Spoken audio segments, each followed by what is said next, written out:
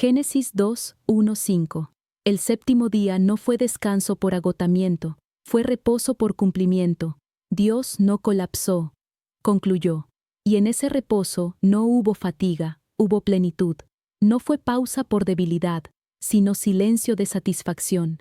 Pero en un mundo donde se glorifica el insomnio y se presume el cansancio, el reposo se volvió sospechoso. Descansar parece rendirse, desconectarse parece fallar. Se exalta el agotamiento como virtud, y mientras los calendarios se llenan, las almas se vacían. Hemos convertido el trabajo en una religión y el descanso en un pecado capital. Hemos confundido eficiencia con propósito y agotamiento con santidad. Pero Génesis no presenta el reposo como debilidad, sino como coronación. Y antes del pecado ya había trabajo, un trabajo santo, un trabajo sin culpa, sin competencia, sin ansiedad. Esta no es una charla sobre jardinería bíblica, es una confrontación frontal a nuestra teología moderna del cansancio y la ociosidad, porque en este mundo que nunca se detiene, quizás Dios te esté llamando no a hacer más, sino a volver al ritmo del Edén.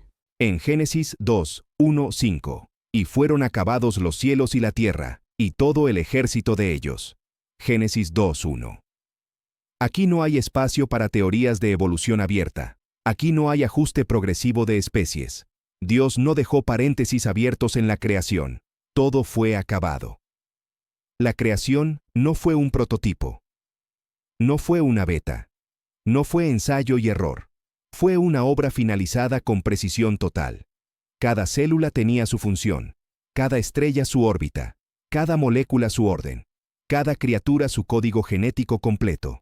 Y lo más provocador, lo llama ejército.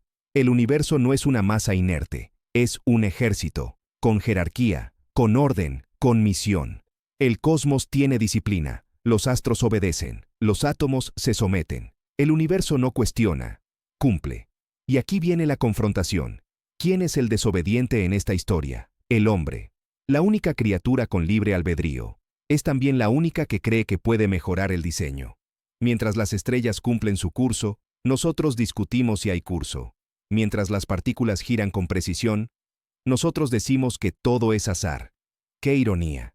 El ejército cósmico se alinea sin voz, y el ser humano con voz se revela. Y acabó Dios en el día séptimo la obra que hizo, y reposó el día séptimo.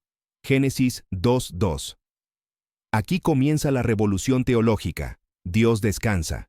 Pero no porque estuviera agotado, sino porque todo estaba completo, perfecto, suficiente. Esto revienta la mentalidad productivista contemporánea. Hoy, si no estás saturado, no eres exitoso. Si no tienes burnout, es que no estás trabajando lo suficiente. Pero Dios nos enseña otra cosa. El descanso no es colapso, es coronación.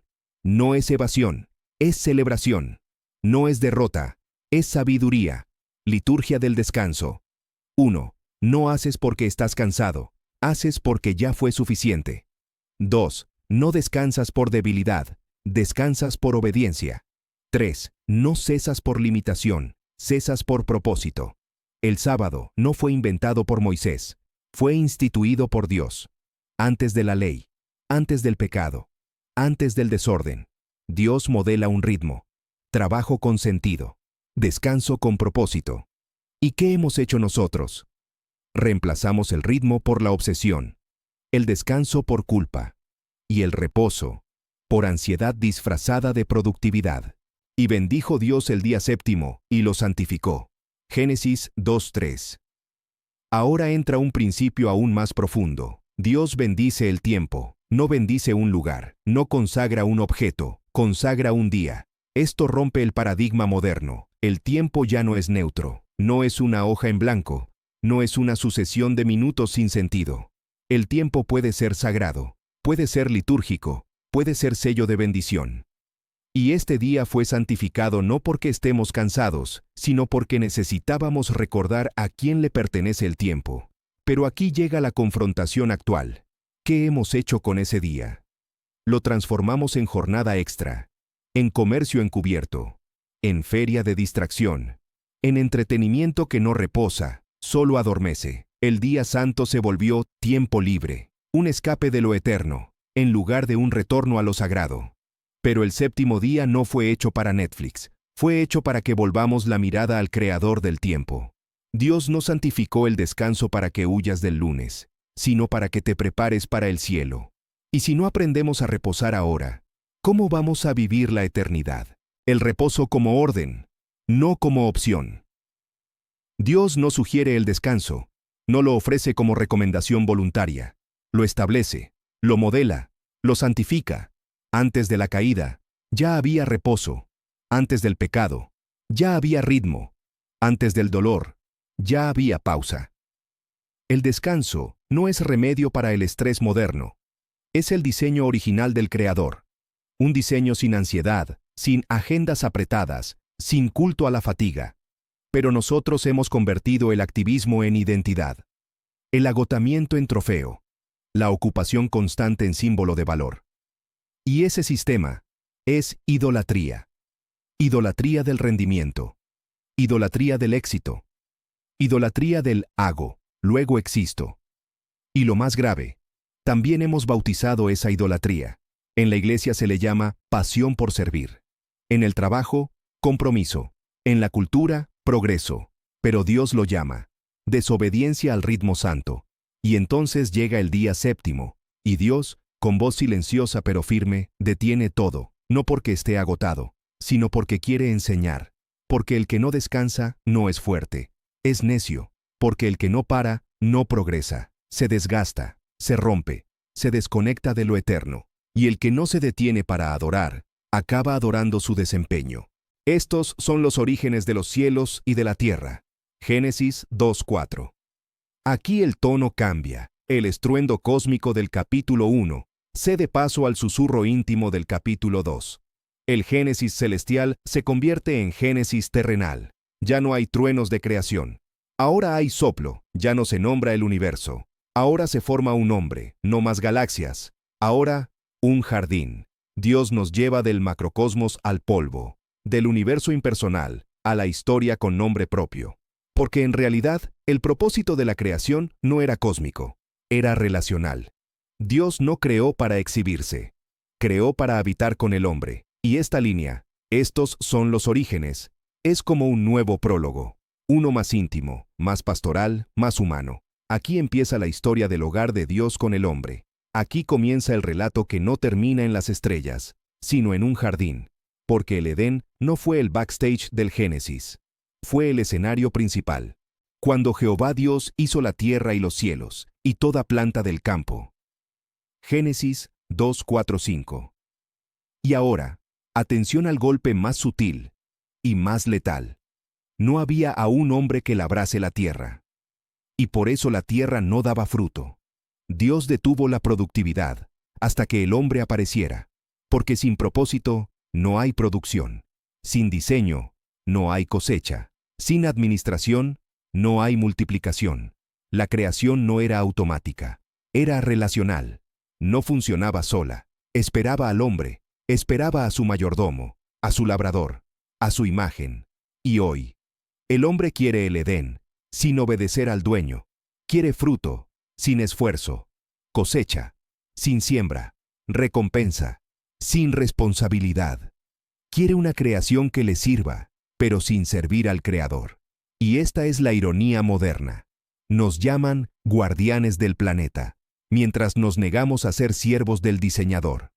Porque la ecología sin teología es una buena intención, sin raíz. 7. La teología del trabajo, antes del pecado. Uno de los errores teológicos más frecuentes y peligrosos es asumir que el trabajo nació después del pecado, como si el sudor de la frente fuera la primera gota de esfuerzo humano. Pero Génesis desmiente esa noción sin rodeos. Antes de la caída ya había asignación. Antes del árbol prohibido ya había un jardín por cuidar. Dios no maldijo al trabajo, bendijo al hombre con vocación. El Edén no era un parque temático donde Adán hacía turismo espiritual. Era un espacio de gobierno, de propósito, de responsabilidad. El trabajo no es castigo, es liturgia, es participación en la obra divina. Es la oportunidad de reflejar a un Dios que también trabajó y descansó. Pero ¿qué hemos hecho con ese regalo? Lo profesionalizamos sin espiritualizarlo. lo vaciamos de sentido y lo llenamos de presión. Y en consecuencia, nacieron dos tipos de rebeldes. El adicto al trabajo, que pierde su alma por producir más. El evitador del trabajo, que la pierde por no hacer nada. Y ambos cometen el mismo pecado. Niegan que el trabajo fue santo, antes de ser difícil. Niegan que el diseño original no era una lucha por sobrevivir, sino una danza entre vocación y obediencia. El problema no es el trabajo, es haberlo desconectado del propósito, porque el trabajo sin Dios es esclavitud, y el descanso sin Dios es vacío. Productividad sin alma, el Dios del siglo XXI. Vivimos en una era donde el trabajo ya no es servicio, es identidad tóxica. Relojes inteligentes. Agendas que miden respiraciones. Apps que monetizan cada minuto. Burnout, elevado a la categoría de medalla de honor. Y todo bajo una religión moderna. La productividad. Ya no se adora a Dios, se adora al rendimiento. Ya no se busca propósito, se busca eficiencia. El ídolo no está en un templo, está en tu bolsillo. Se llama progreso. Se alimenta de tu ansiedad y exige un sacrificio constante. Tu familia, tu salud mental, tus devocionales, tu silencio, tu alma. Y mientras más corres, más lejos estás de ti mismo, y más lejos estás de Dios. Y Génesis 2, desde el principio, alza la voz como un profeta olvidado. Detente, descansa, trabaja con propósito, y no entregues tu eternidad a cambio de un logro temporal. Porque Dios no te creó para producir sin alma, te creó para obedecer con propósito. El universo fue terminado, pero tú no. Dios reposó, pero tú sigues corriendo. Dios santificó un día, y tú lo haces irrelevante. Y mientras la tierra esperaba al hombre para florecer, el hombre moderno se marchita sin propósito.